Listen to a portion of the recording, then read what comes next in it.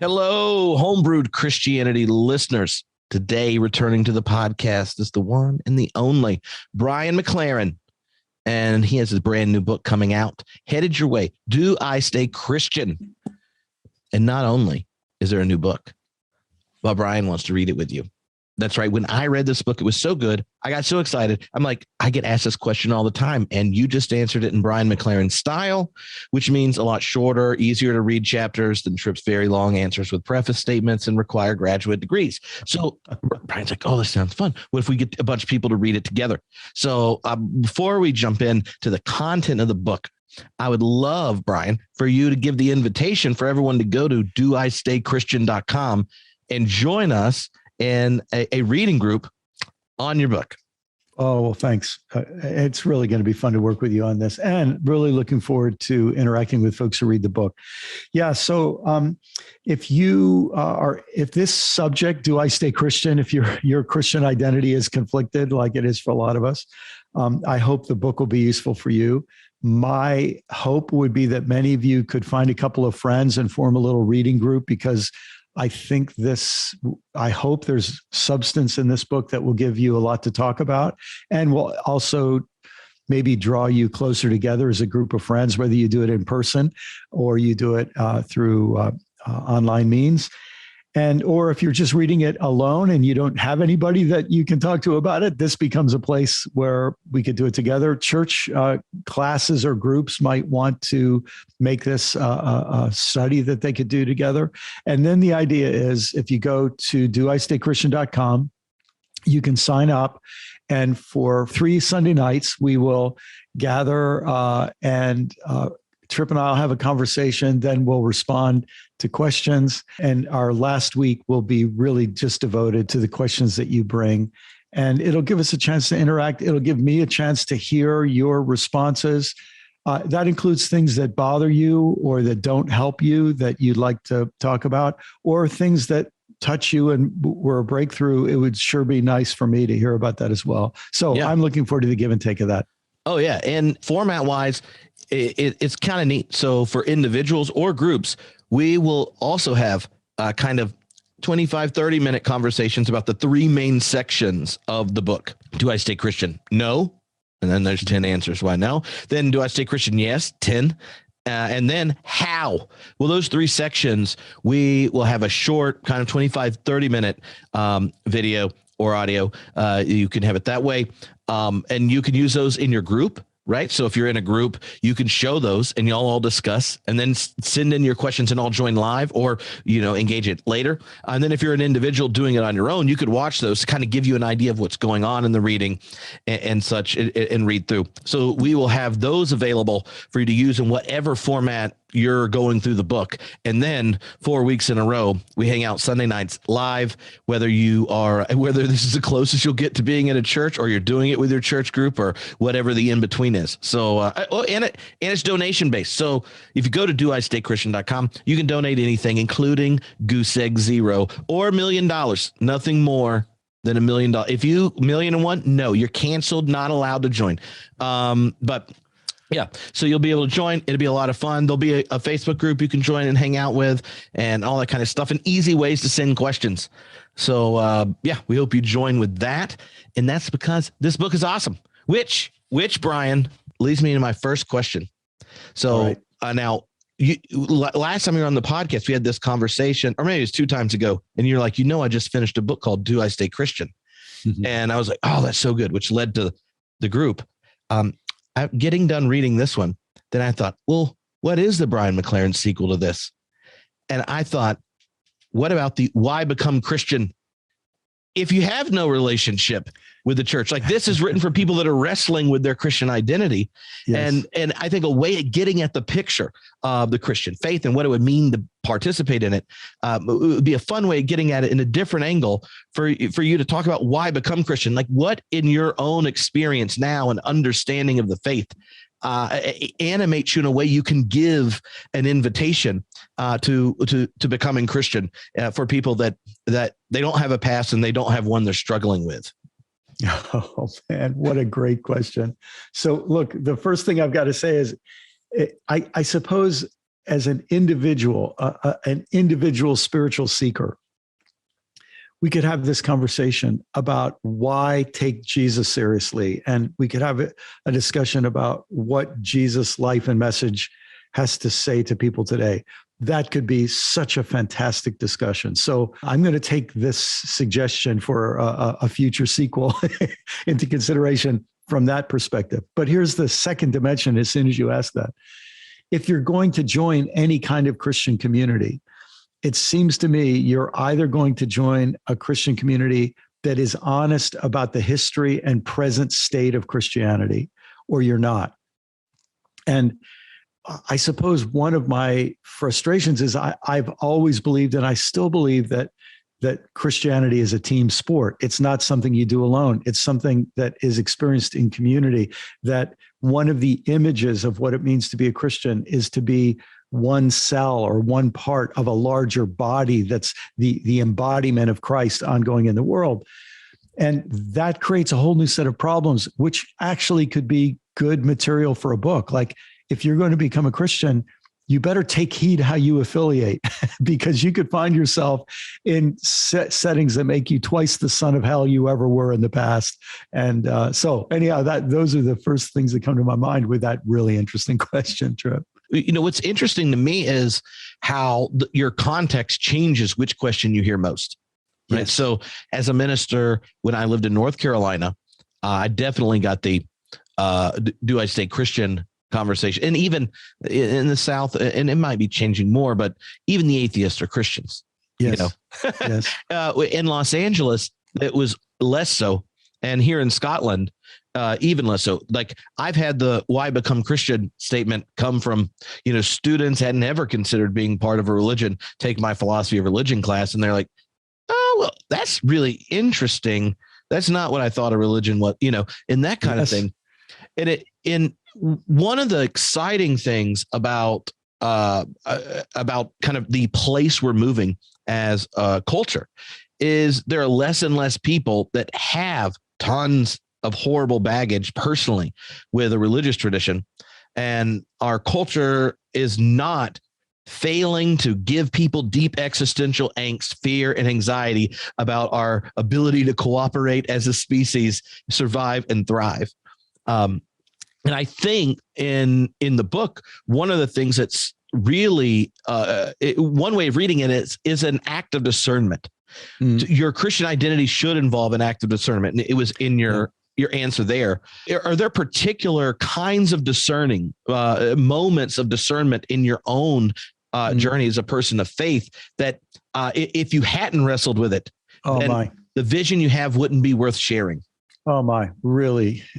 I mean, that makes me want to say, let's come back. Let me think about that for a day and we'll come back and talk tomorrow. But I'll just give you two immediate reactions. I often tell the story, being a young kid, I think in primary school, and I was super interested in science. I read every book in the library I could read about trees and animals and dinosaurs and stars and everything.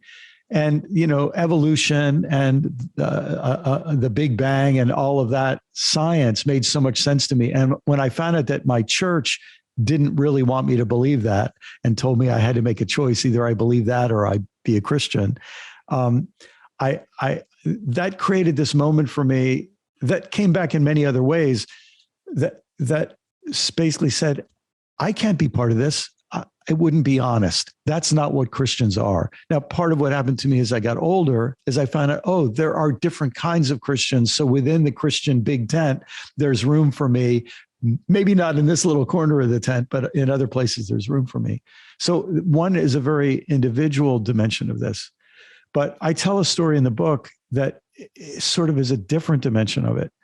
And I won't repeat the whole story, but it involves a Republican primary debate on television with a politician who's running for president, who identifies himself as a Christian, and then makes a promise that if he's president and there's another terrorist attack, he will drop nuclear bombs on Medina and Mecca. And I remember at the moment I heard that, I had this visceral reaction, like that would be so evil and that would be so wrong that I cannot remain affiliated with a religion that participates in that sort of a thing. I suppose there's probably a lot of Russian Orthodox people who are having that kind of crisis of conscience, watching the leader of their community line up behind and baptize everything Putin's doing and pass on his lies and so on. And a lot of us in the U.S. have felt that over the last several years, watching huge parts of the white evangelical and white conservative Catholic world do something similar. And it was this feeling that I am morally opposed to what this religion is doing in the world. How could I stay? So those would be two different dimensions. One kind of an issue of honesty, and one an issue of moral, moral, a feeling of moral outrage and shame. Yeah. In your years of staying Christian, one of the challenges is that so many of the questions that come up, especially in the West, tend to be intellectually focused, or like you point at the problems over there and go, do I still want to be associated with it? Yeah. And yet when it goes to staying or not, so much of it has to do with whether one still experiences the divine mediated by Jesus, that the story of Jesus, the presence of the community inspires you. How has your practice of Christianity changed over your life? Like how has the spiritual practices and things shifted that enabled you to stay Christian and open to kind of growing and expanding and learning through the process? So you used the word discernment before, and look, I think this is true, maybe not for 100% of us, but for a very high percentage of us. We believe what we're told. It's, if we're in a Christian family, it's what our parents and pastors and priests tell us. We believe what we're told. And what I was told, it was all a package. You get Jesus and our church, Jesus and our denomination, Jesus and our theological system. And I think part of what happens to a lot of us is we have to go through this discernment process of saying, hold it, can I unbundle that package? Can I separate the elements here? And can I look at Jesus without having to take the interpretations and angles and baggage and all this that come from my community? And what you said is absolutely true for me. This is just an honest statement.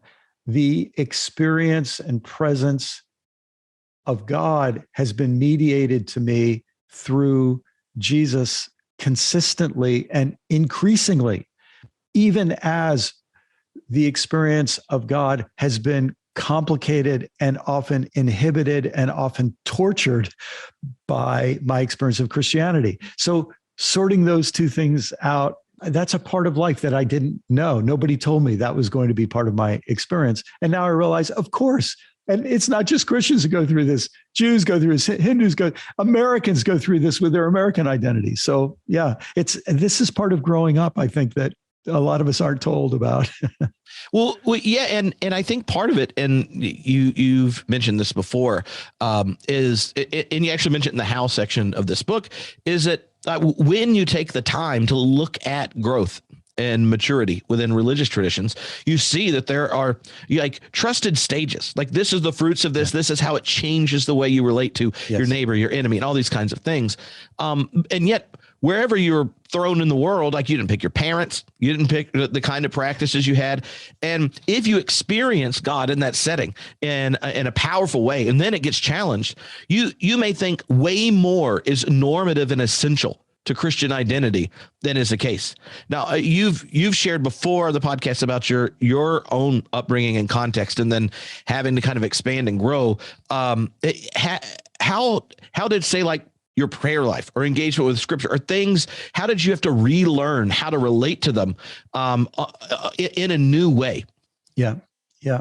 Well, look, that makes me want to go back and pick up another thread that I kind of left hanging.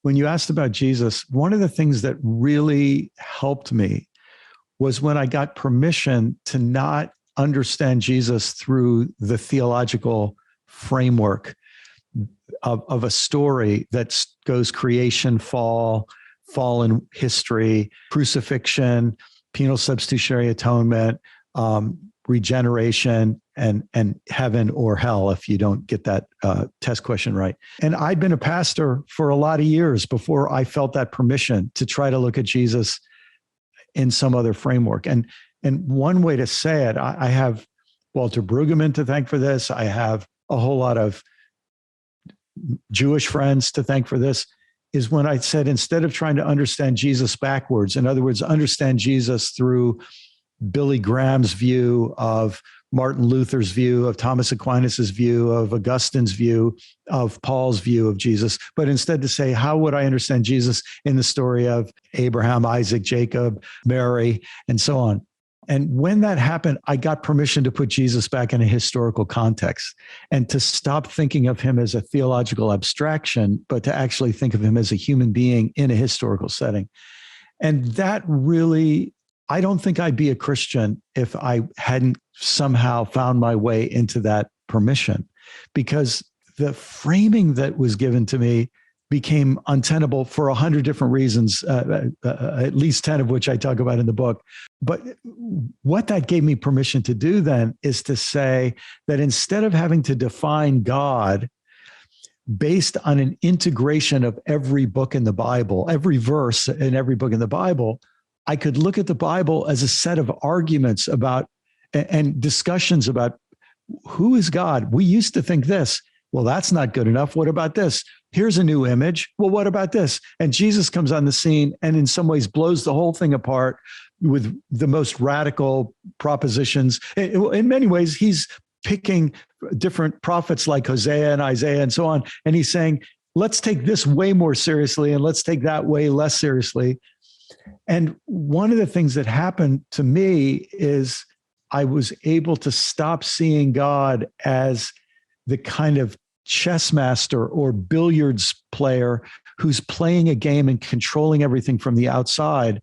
And I started to see God as being with us on the inside as well. And so that really changes the way you pray, because instead of asking God, as Barbara Brown Taylor says, to reach in with a stick and stir up the normal cause and effect chain of events, you start to, the way you pray changes a great deal. The old phrase, God is in control, becomes such a problematic statement that you can't talk that way anymore, because in control, especially for people today, evokes a machine operator who has absolute non-relational, it's a mechanistic control. It just becomes untenable. And Jesus seems to fit in very well with breaking free from those mechanistic frameworks. Yeah. And I think you're right to observe, like, a lot of the practices of piety or the way of engaging scripture have problems. And if the problems are, I'm not even sure this Jesus is Jewish, or like the way you practice your piety pictures God as some like really powerful deity with a trident that occasionally fixes things, I guess, at the quantum level. So I don't know, who knows? Anyway, yeah. Like when you have those images of God and then go, what does it mean to be Christian? A lot of times the tensions and experience and problems that are there, the idol isn't working and it shouldn't. And especially in our historical moment right now, there are tons of people in the West, especially in America, who are realizing a whole host of idolatrous layers have been put in the concept of God. Yes. And I think that's one of the important acts of taking seriously 10 really good reasons to say no to staying Christian. Looking back at that section and then starting to think about talking about it with a lot of people. What are those like most toxic layers that have been put on the image of God that if they aren't coming off, say no and run is the correct response? Yes. I've been asked in a lot of interviews about the book, of those first 10 chapters, which one is the most telling or the most painful?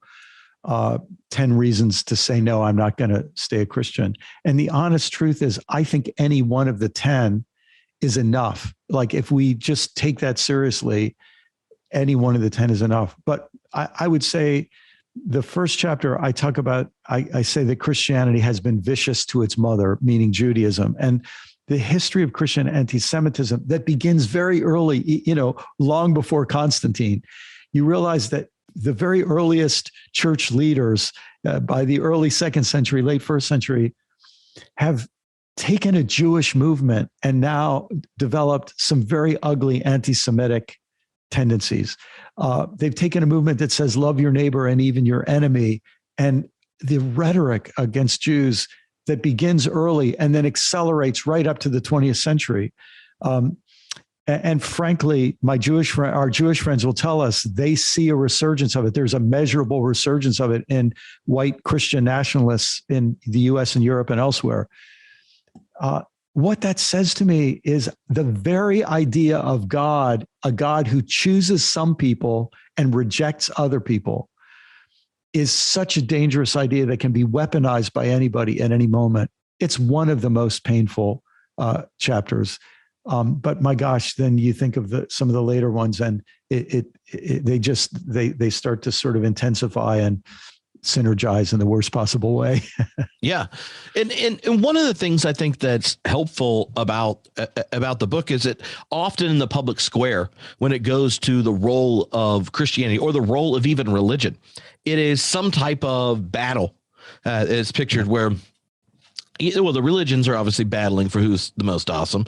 And then they're definitely letting the secularist and the humanist, or whatever the buzzword of scariness is, no, they're wrong. And then if you're getting attacked, it's not surprising when one tribe attacks another that they go back and forth. And then it creates this kind of conditions. And now you've spent a lot of time in your writings and public leadership, becoming distinctively Christian without drawing the kind of boundaries towards other religious traditions. That then this kind of being religious or not religious isn't connected to an exclusivist claim. And I wonder if that changes how we should frame public conversations around religion. Because not only are they boring to watch different sides yell and debate and assume that if you just took the facts and used reason correctly, you'd agree with them. With them. Yes. But how does in a broad sense, the case for religion in our pluralistic context that has secular and atheist and non-religious neighbors, like what's the case for any religion that kind of reconsiders all the how in the book? Yeah. So I'll tell you the way I've been exploring that. Literally, like the day after Donald Trump got elected, I opened a new file on my computer and started writing a novel. And it's a science fiction novel. I don't know if it will see the light of day. I hope it will. But what I envision is in the future, a colony on Mars, and they have to make the decision of what are we going to do for meaning when they start to experience a kind of deficit of meaning, and they wonder, we destroyed one planet. How are we going to make sure we don't just keep destroying more and more planets? In other words, the prospect of human survival becomes a moral quandary, because is our survival a threat to the well-being of planets because we haven't learned how to take care of the first one? That set of questions makes them start thinking, gosh, maybe we need something like religion. It seemed to do nothing but harm on earth. What are we going to do? So I've been grappling with that question.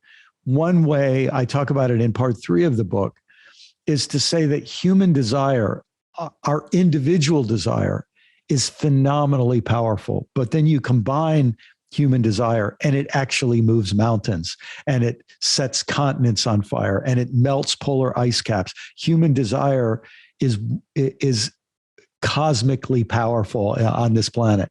We can do more damage right now with human desire than a reasonably sized asteroid could do. So when you realize the power of desire and you think, we better figure out how to direct our desire, we have to determine which desires will guide our desire. And I am more and more coming to think that a huge part of what religion is intentional, communal desire formation. Well, man, do we ever need that? Because we have a capitalistic economy that makes profits for hyper elite oligarch billionaires by keeping our desires perpetually unsatisfied. And that comes at the expense of the biosphere, because we suck out more resources and produce more toxins. And when you realize that power of desire, it threatens to destroy us. So suddenly we're in a conversation about salvation from destruction that has to do with our own desire. Yeah. Oh, okay. So this popped in my head when you shared that. This past week, I was at the European Society for the Study of Science and Theology. The theme this year was global sustainability, and all the keynotes were by scientists in different disciplines talking about global sustainability from the different kind of research specialists, and that means almost all the papers by different scholars of religion and scientists and all those kind of things had that focus. And when that's going on, it's not surprising that all the conversations start anytime you meet someone like, why are you here? And how are you connected and things. And I ended up at a dinner with people I'd never met before. And because of how the conversation was running, I just assumed everyone at the table was confessionally located. One of the scientists, as people are sharing how they got there and things, and the scientist says, I've been invested in science my whole life, and science is really, really good at what it's good at doing. Like if we want to find out how things out there work in repeatable ways, we can do it. And if we add up all the scientists and then look at what we're doing and the consequences of the world, I can paint a picture and have trouble sleeping and wonder about the consequences of it. But what we do as scientists has a hard time even figuring out how to grasp meaning and purpose and value and what animates human beings. At the best, some of the social sciences get at habits, and then we map them on something and think it's explained it. But he said, I came because I wanted to be in a room with hundreds of people of faith from different traditions that think the questions I see, that there's some hope in doing something. Wow. Yeah. Right. And so we've been there multiple days, and you hear that. Right. And 2 days later, this scientist shows up at the ecumenical worship service where the Archbishop of Sweden gives one of the most powerful sermons I've heard in a long time.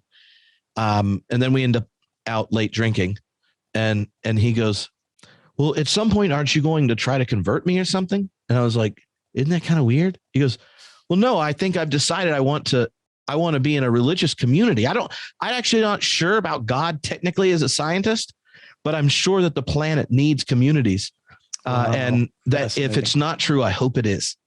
Wow. And so now we've had this exchange, and I was incidentally witnessing in an academic conference, but I think underneath it gets at something, right? Like once you realize what the world is and the kind of things we need, then let us say yes to some tradition when we have the ability. But the how part is so important because it does involve desire, does involve formation.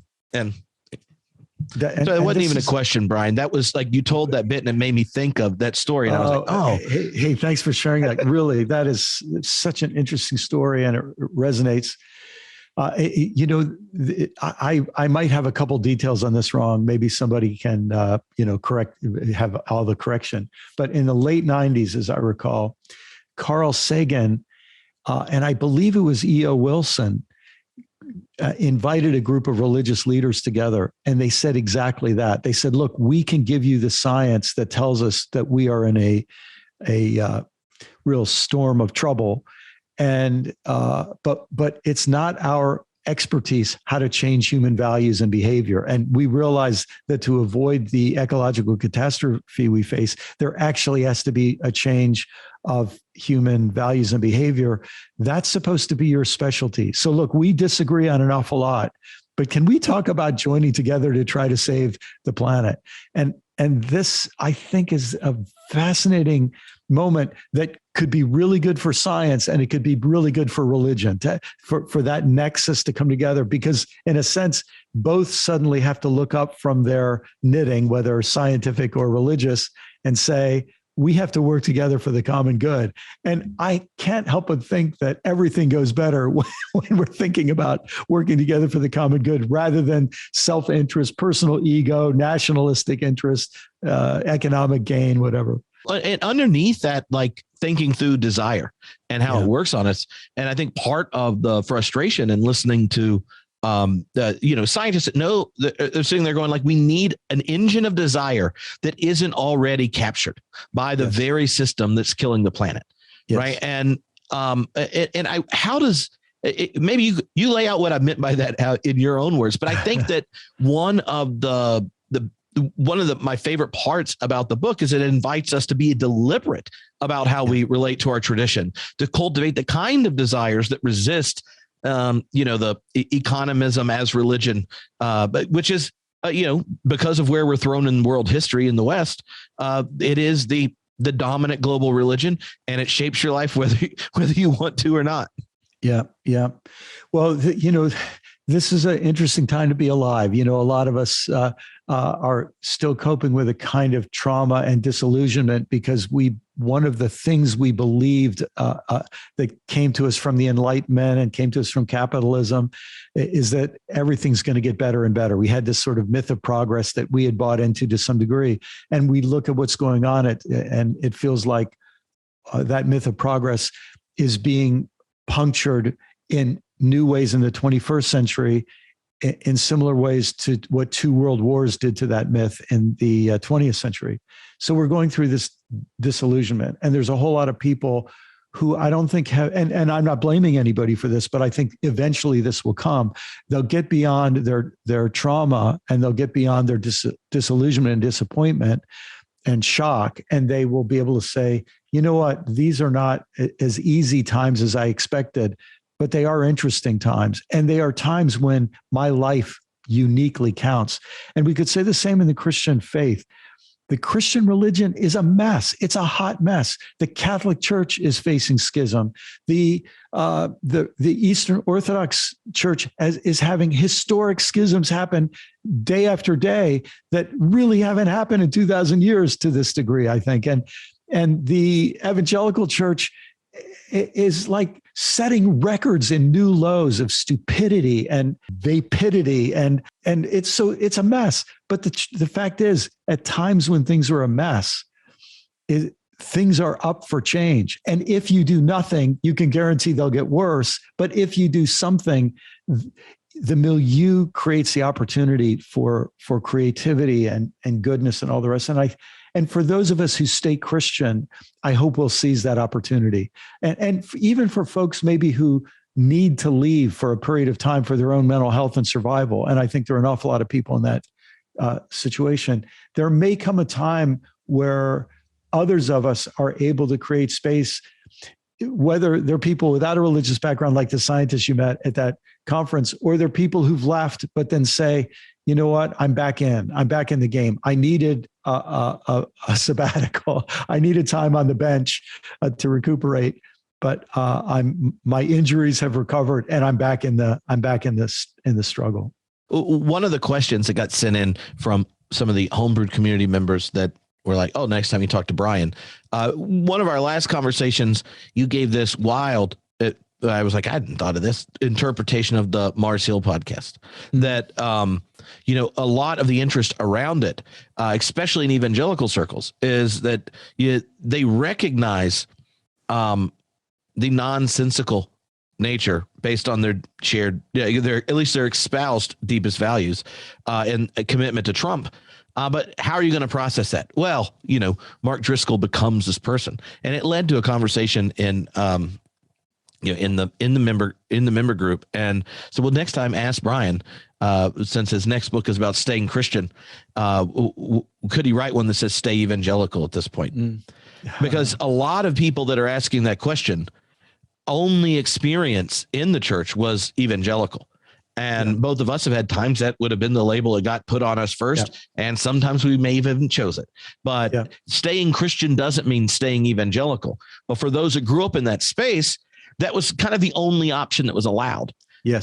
How would you frame the question, knowing that that you do not mean staying Christian equals just staying evangelical?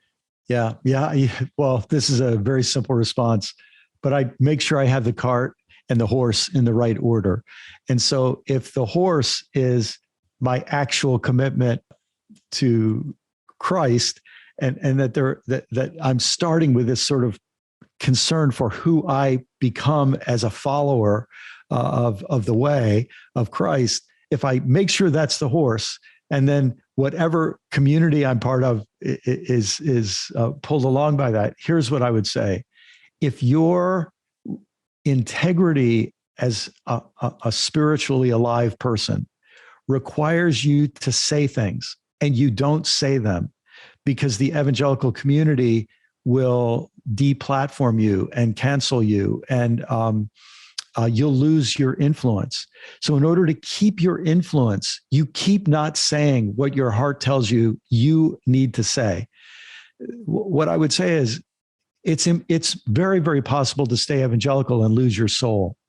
I would never tell somebody to stop being evangelical. I would just tell them, say what you need to say, when you need to say it, to whom you need to say it, and let the chips fall where they may. And if they kick you out, then, that's fine. That's what tends to happen. But if enough people keep getting kicked out, the conditions might change where the 1,000th person who says the same thing, somebody doesn't get kicked out.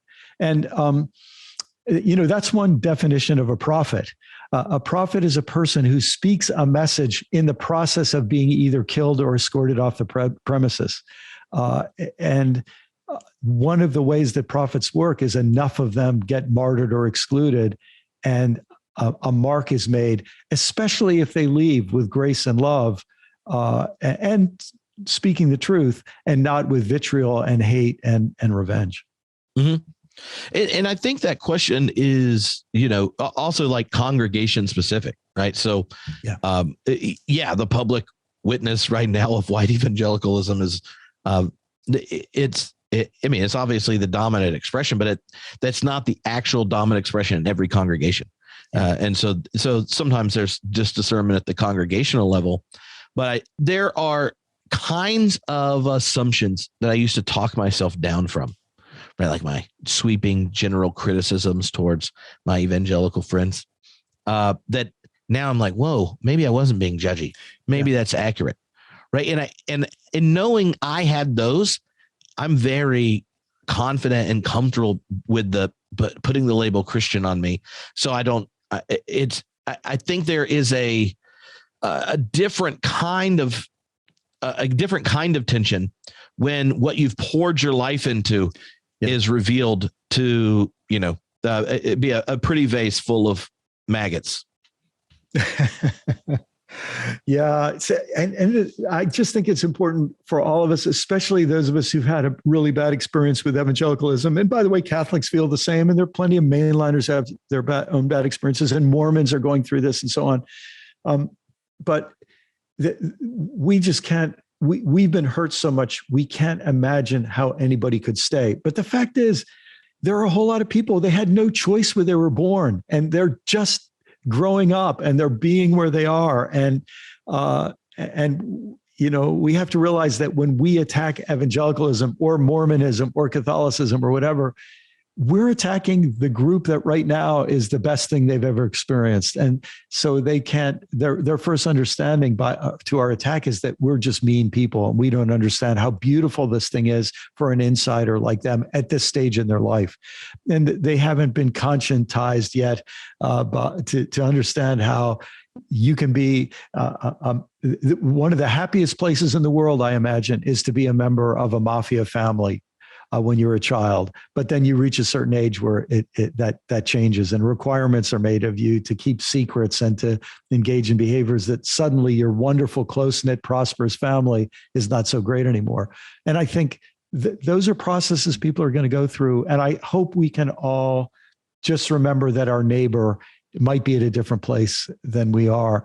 But I think this dynamism is going to accelerate in the next 5 or 10 years, because all indications are that this kind of right-wing politicult of authoritarian religion fused with neo-fascist attitudes, and that have anti-Semitism, Islamophobic, homophobic, and all kinds of other dysfunctions, that's going to increase and get more vicious and more desperate and more QAnon-ish and more cartoonish and have a higher and higher death toll. And we're going to need great wisdom in knowing how to respond to people, because there are ways you can exacerbate the cycle. You can help extremists become even more extreme. And that's going to be on all of us. And I think there are many legitimate responses to this. There's not one size fits all, but I think we all have to bear some sense of moral responsibility for this. We happen to be born in a period, to be alive in a period when religious extremism is inevitably on the rise. The conditions are right for it. It's like a pandemic. It's going to happen. And now we got to figure out how to best contain it and respond to it. Yeah. And I know that in the last few years, you've spent quite a bit of time exploring how psychologists help us understand the kind of growing angst, anxiety, tensions, and all these kinds of things culturally. And by the way, you should all check out the last season of your podcast where you go in depth into these issues, and the next one where everyone talks about engages different parts of your book.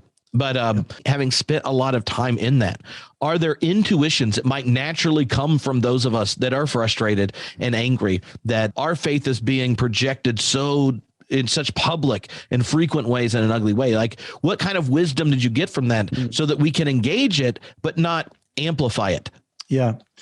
Well, one of my conclusions that I wish I'd come to 40 years earlier, but, better late than never, I guess, is that more of life is about belonging than we tend to realize. We think that life is about believing, especially those of us who brought up evangelical, where believing was our active individual free will. We didn't realize that it was a community that told us that our beliefs were the most important thing. And so it was belonging in a community that gave us the list of beliefs that we had to find ways to persuade ourselves, or at least learn how to say that we agreed with.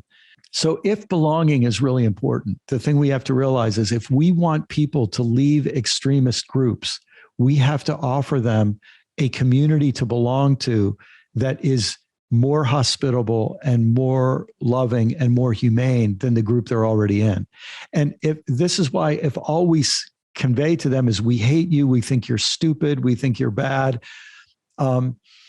then we create this double bind for them. And that is, if you're right, I need to leave, but I'd sure never want to join you because you're hateful. But on the other hand, that doesn't mean that we all have to walk around in eggshells and not call racism what it is, and not call bigotry what it is, and not call ignorance and conspiracy theories what they are. So this is the challenge where we have to be wise as serpents, innocent as doves. And by the way, wise as serpents to me suggests you have to find the smallest opening that you can get through. And innocent as doves, you have to be committed to not doing harm to the greatest degree you can. So, yeah. And I think part of when you talk about the inevitability of what's going on, so much of it is connected to the ways in which our relationships are mediated. And the growth of social media and all that kind of stuff, it kind of amplifies tribal identity markers and gets your endorphins going that used to get going right before you went to a battle. Now it's just what you were doing on the toilet because you were bored. And I first thought about that a few years ago. I don't know at this point. Sometime since I got on Twitter, and a therapist friend of mine, sent me a DM, and it was just like a lot of curse words about my mom, and I was like, "Where'd that come from?" I was actually, I was just trying to make a point that maybe you should see things differently, and you probably have some things to process about your family of upbringing, and if you did, you could live a healthier and full life. And I'm like, "What?" And he's like, "No, that's how your tweets come across." To probably some of your evangelical friends, like you're like cursing about their mother, and then you want to be heard. Yes. And I was like, that's true. Could you just message me if you see one of those? I'll delete it. Unless it's towards Celtics fans. In that case, I save all my red meme excitement for Celtics. And then people that think Star Trek is better than Star Wars, I don't understand that either. But well, we could have a conversation about that, but we don't want to violate everything we're saying right now. Yeah. But actually, though, and it's important for us to say, we are not talking about being tone police, to tell people to suppress their anger or anything else. There are things that are worth being angry about, and there are threats that deserve the whatever kind of fiery rhetoric that they elicit. But I just think, I mean, look, there are evangelical Christians out there and Catholics like Steve Bannon and others who are planning a civil war. They're planning insurrections. They're planning overturn of elections. They're planning a civil war. There are people who are stockpiling weapons, and there are people who are working on strategy here in this country. And I'm not in any way suggesting that we capitulate to them and just say, let's be nice. What I'm saying, though, is if you know that people are that amped up, then you could very easily end up throwing gasoline on the fire. And here is where every word that we speak becomes significant. And we all have to have that, make sure we have at least 1 second thought before we hit send or tweet or whatever it is. And by the way, this is relevant to this issue of do I stay Christian? Because I think there's a lot of people that see the harm being done by the Christian religion, and their impulse is, let me get out of this religion so I won't be adding to the harm. And to me, that is a morally laudable decision. But even that deserves a second thought, because once you're out, what are you going to do? You don't solve the problem by just getting out. You help solve the problem by not adding to the harm. But there may be ways that actually staying in, you can do more good than staying out. And you can't judge anybody else about that. But these are the times we live in. I think these are the kind of choices that we make. Yeah. Yeah. So one of the things I'm excited about doing the online reading group, which you can go to doistaychristian.com and sign up, is that when I was serving in a congregation, you always had this issue in small groups of the task of delivering content and then the task of being the minister that facilitates conversation, encouraging people where they are. So one of the perks of the group is you'll have the videos about each section of the book you can use in the group, and the opportunity to join each week live, ask questions and things. So in that space, you get to ask the question with your pastor, not the pastor playing, theologian.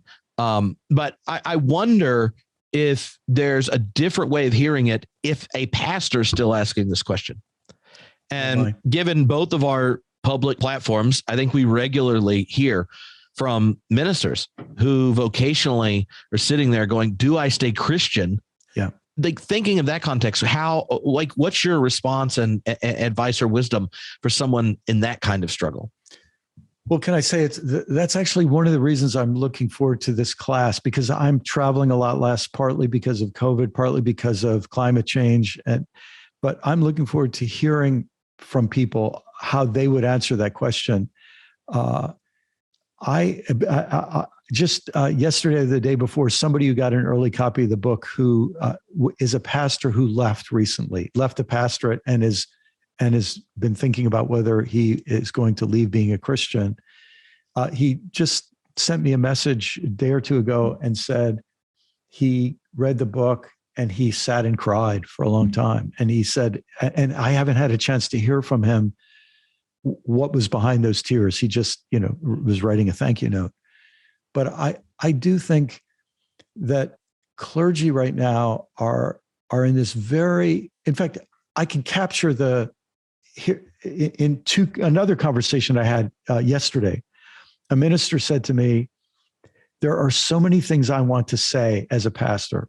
And if I say them, 30% of my congregation, who gives 60% of the money, will leave. And if they leave, I'm not going to lose my job, but 3 of my staff are going to lose their jobs.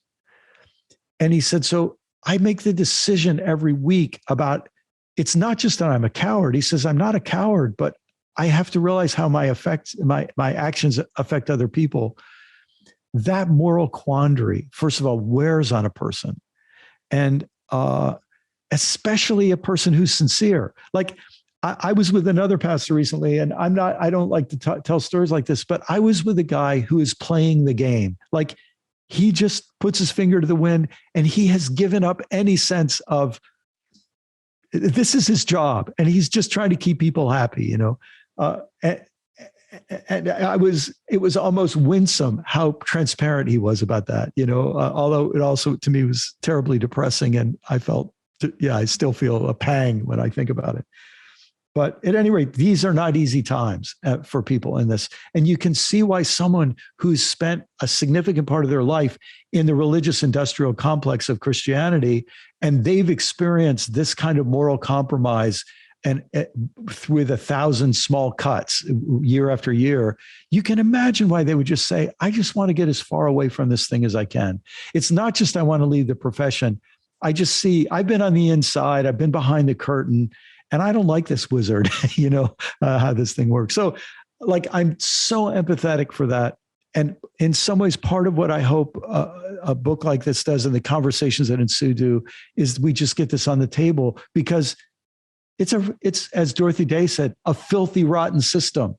And if we just keep going along with it and keeping it a secret, we end up perpetuating and keeping new possibilities from emerging that really could happen. I want to get you to read a part of Do I Stay Christian? Though for everyone listening, this is a section of the book where Brian McLaren lets everyone know about his commitment to the Process Party. And I'm sure Twitter will be thrilled at this. But it's in a section on toxic theology. And so if you need to set up the passage, go for it. But once you read it, we have some fun things to talk about. Okay. I actually think I could just start. This is in a chapter called, it's in the No section, chapter 7, because Christianity is stuck in toxic theology. With minor variations and few exceptions, every conventional Christian belief, creed, doctrinal statement, sermon, prayer, and book I've ever encountered was situated in this dualistic universe and shared the assumption that if something was perfect and holy, it was necessarily unchangeable. Which means if Christianity is from God, it must never, ever evolve. Which means it is forever stuck either being perfect or pretending to be perfect. Like millions of people, I've moved out of this universe. I was raised in it, I remember it, but I simply don't live there anymore. To have opinions about arguments based on the rules of that universe feels like being asked to vote in an election in a country in which I was born but no longer have citizenship. In the universe I inhabit, there aren't two eternal, fundamental, unchangeable categories: temporal versus eternal, physical versus spiritual, sacred versus secular, saved versus damned, perfect versus fallen, and so on. No, the cosmos is far more interesting, rich, and interconnected than that. I can try to explain by offering a simple analogy drawing from my love of fly fishing. I'm standing in a stream, and I cast my fly, a lure made from feathers and thread, into a seam of water, a place where fast-flowing water meets slower or still water. What is that seam? It certainly is not a set of atoms.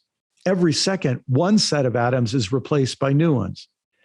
If we suddenly froze the stream to stop the atoms from moving to capture that seam, as in a photograph, the seam would no longer exist. That's because the seam, we might say, isn't a fixed and static thing. It's a pattern of things, a relation and flow of things. It is temporary, contingent, more of an event than a thing. I look upstream and I see a hump of water in front of a rock, another pattern or event. I see the stream itself, also an event. I look at the rounded rocks beneath my feet. Before the stream smoothed them, they were jagged boulders on a mountain. And before that, bedrock under the mountain. And before that, fluid magma deep beneath the earth. And before that, space dust drawn into orbit around the sun. What I see as a solid round rock is just one event in a long, long story. Then I look down to see my reflection in the water, and behold, I realize that I too am an event, a flow, a pattern of relationships. I used to think that things were real and change was something that happened to them over time. Now I think that change is real and things are events that happen over time. Change is the constant, and things come and go, appear and disappear, form and fade away. And then it goes on from there. Well, Brian, I just want you to know that your grade on the Introduction to Process Theology class is really high, really high. A++, A++. You even get an air horn. Oh yeah. First one in my life. First one in my life. Most people don't know that you can add a second plus, but if you use your pen and do it, it's like double affirmation. You gave this a kind of litany of dualisms. Yeah. And each one of those are when you realize that those divisions that you were handed aren't real, it's difficult to grasp. But the other side of those divisions is that when your goal, once there's a division, is to stand on the right side. And once you draw those divisions, it usually implies a cut. Yes. And I think that a lot of people have experienced the violence of the cut, and the no chapters are full of it. A lot of people that have experienced that may not have recognized that so much of that cutting and so much of these dualisms are connected to a way of relating to the world that isn't demanded by existence. Yes. It's been kind of internalized through kind of Western linguistic framing. As someone who's come into that space over time, when did you wrestle with the dualisms and then start to draw the pattern and go, and where are you fly fishing when it happened? The fly fishing question, actually, most recently I fly fished the Bighorn River, which is maybe my favorite river ever in Montana. But the truth is, remember I said I was in primary school somewhere, 6th grade, 5th grade, and I was reading books and evolution made sense. Like in a certain sense, I was coming to terms with it there, but I don't think I'd even come to terms yet with how deeply that dualism was embedded already in me and would be more deeply embedded in me, even as I was feeling the tension. So you might say the dualism was being strengthened in me at the same time as it was being weakened in me. It was just being strengthened faster for a long period of time. I'll tell you another significant moment. I was raised evangelical. I had charismatic experiences. I was introduced to Reformed theology, and that seemed the most intellectually robust form of Christianity. I understand its appeal, and I was sucked into that for some years. But I remember the day it dawned on me that systematic theologies are a system that have a story behind them. Like there's reasons somebody came up with those categories. There's story that they didn't already exist. The universe didn't come equipped with those categories. And when I realized that systems try to present themselves as eternally true and hide the fact that there's a story of how they came to be, that's what deconstruction really is telling the story of how something came to be. I think that was another moment when I thought, stories are the bigger reality than systems. And so I just think all of these things have been simmering, but I had worked so hard to be a good Christian, which meant developing a certain ontology and systematic theology that I think, it took, I hope it doesn't take as long for other people as it took for me to sort of say, and this is where it becomes delightful, because then you say, this is a truly fascinating universe. This is so fascinating. And whatever the God is that's associated that we would say is in some way responsible for or involved in this universe is way more interesting than the, what Jack Caputo and others call the onto-theological God. Well, no, I one of the lines in that passage is where you're making a play around what is perfect. Right. Yeah. And when your kind of background, when the moment that you're asking big questions is one where the dominant philosophies that are the best accounts of the world at that point assume perfect is set and unchanging, then you draw these dualisms. And what is the proper response if you've encountered God in Christ? To describe that God through what the best account of the world. The best account you have. Yes. And there's not a problem with doing that. And I hope And, hundreds of years, they're like, listen, look at the Tripp and Brian. Like, can you believe these few things are just kind of obnoxiously wrong? They just seem, and they're like, yeah. But if you're generous, that was the best account they were able to do at that moment. But what was it that was animating them? And what was it that it was animating even John Calvin in Geneva or the Cappadocians or at the Ecumenical Council? Like, so much of what is animating people is trying to capture the actual living experience of God mediated by Jesus. And the tradition lives because it flows. And I think that shifting of which takes priority, right? Like the living or, the concretized, abstracted from it expression, that once you switch the two, you can actually really enjoy learning and benefiting from all the different parts of the tradition and the way it confesses, but also part of my task is to make it alive in my presence in this part of the stream. So here's one way to say it. You find out once you grow up a little bit and you peel the curtain back, you find out that the Christian religion changes over time. It changes way more than most people think. And the people who say that everyone always everywhere believes something they're either uninformed or they're trying to pull a power play on you. It changes constantly. And even when they keep using the same words, they might not realize it, but the meaning of those words changes over time. And for our evangelical friends, they have to realize that nobody ever accepted Jesus Christ as their personal Lord and Savior before a certain year in the 20th century, and so it changes. And the version we inherited was a version at a particular moment of its development. And then we find out we have a moral responsibility to either pass on exactly the version we received or to pass on a version that we think is more true, more accurate, and so on. Or to just opt out and say, I don't want to be part of passing any of this on. And then we have to make the decision, what do I want to pass on? But at any rate, it's just this realization. This is part of what it means to be an adult.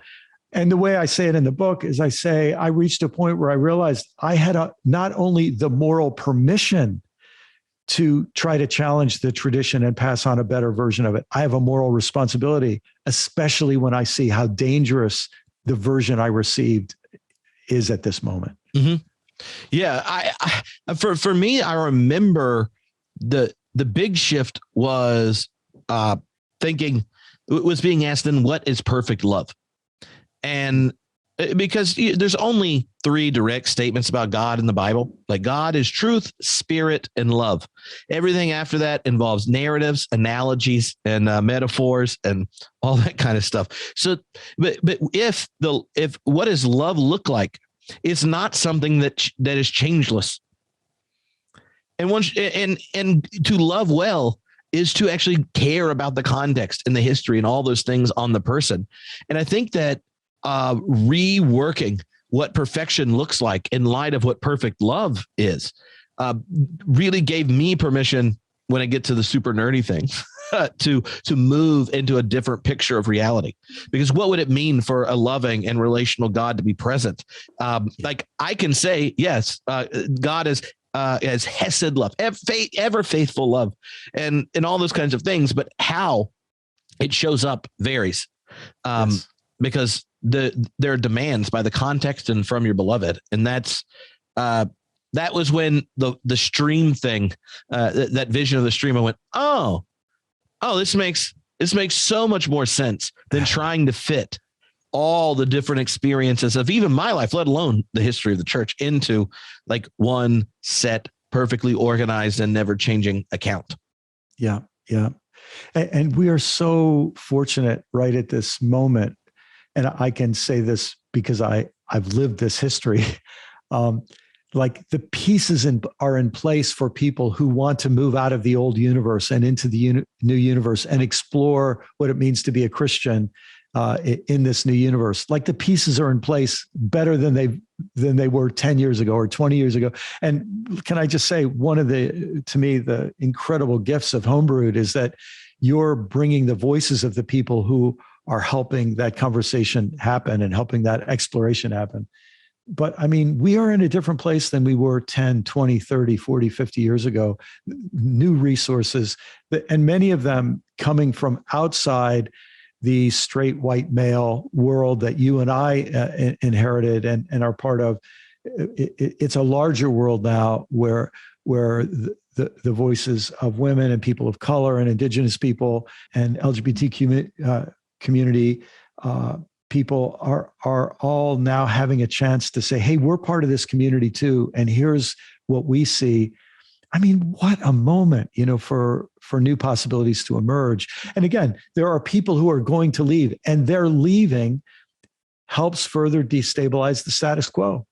And that may be exactly the contribution they need to make.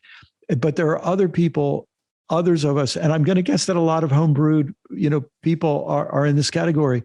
And part of what keeps us here is this feeling that the time is getting ripe, where something better can emerge from the hot mess that's fermenting around us. We can wrap up with this, but here's one of my favorite parts of the book. And I think everyone should go get Do I Stay Christian, and go to doistaychristian.com to join the reading group.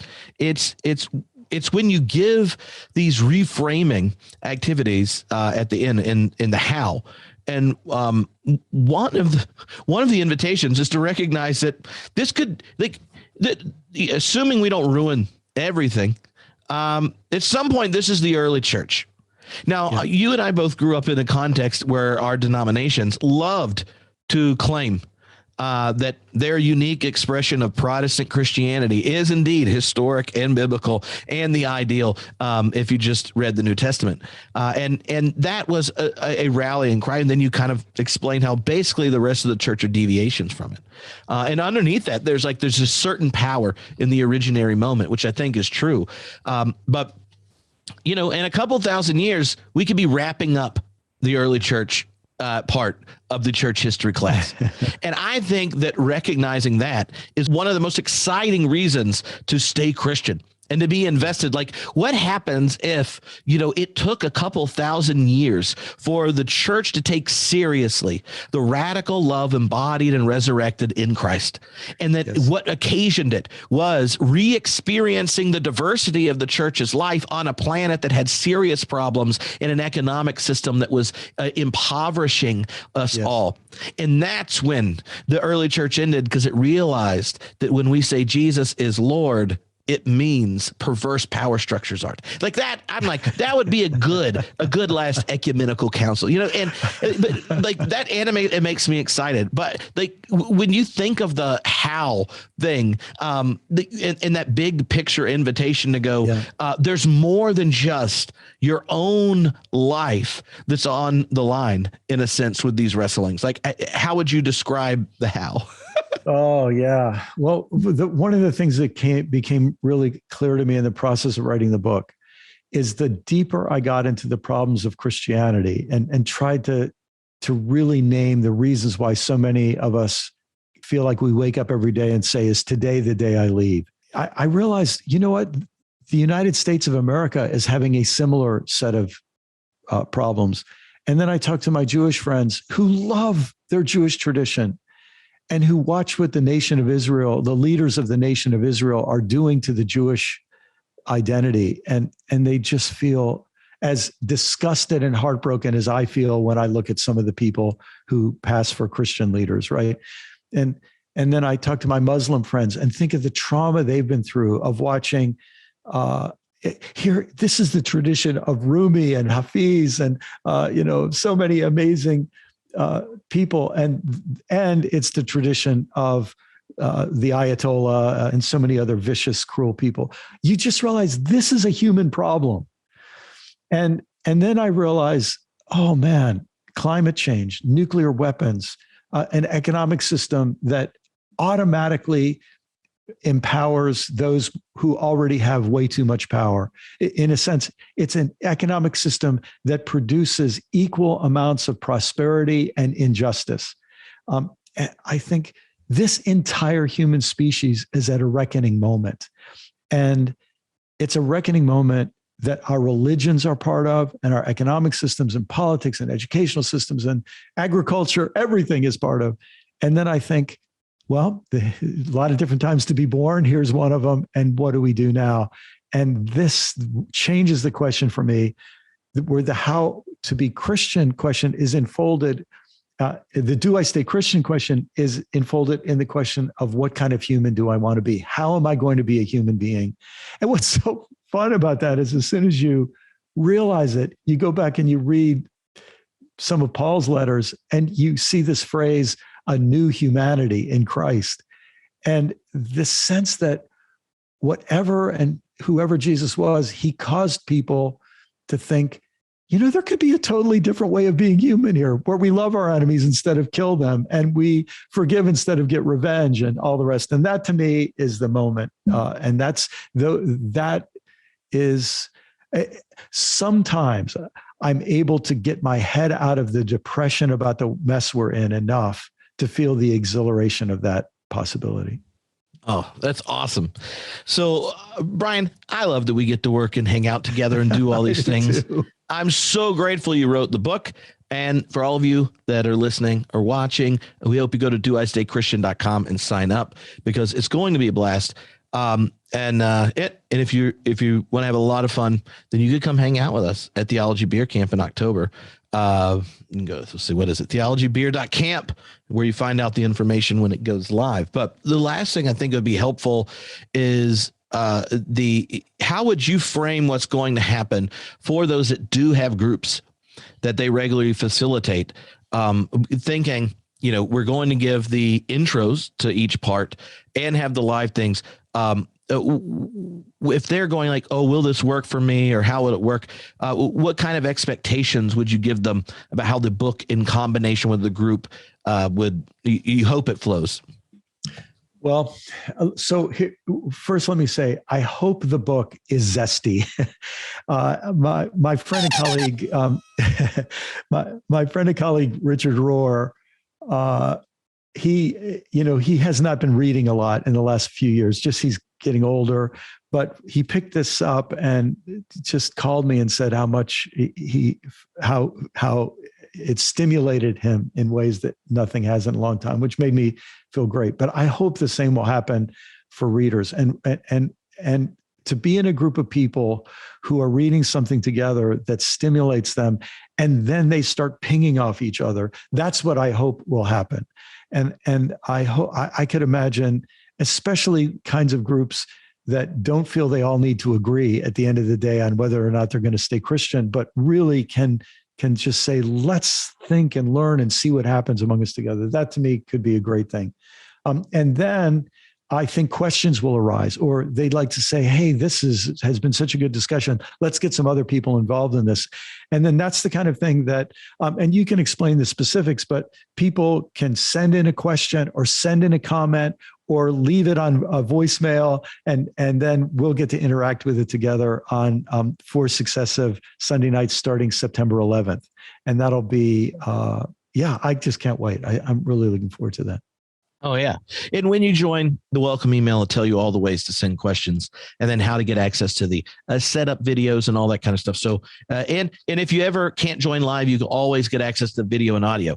But it's always fun when you get to hang out and everyone's in the same conversation at the same time. So we're trying it on Sunday nights in hopes that if you're a church group, small group that regularly meets, then it would be easy. And if you don't have a community of faith, that, for 4 weeks, you can hang out with people that are trying to take seriously the question, do I stay Christian? So, thank you for all of you that have listened and watched. Thank you, Brian. And we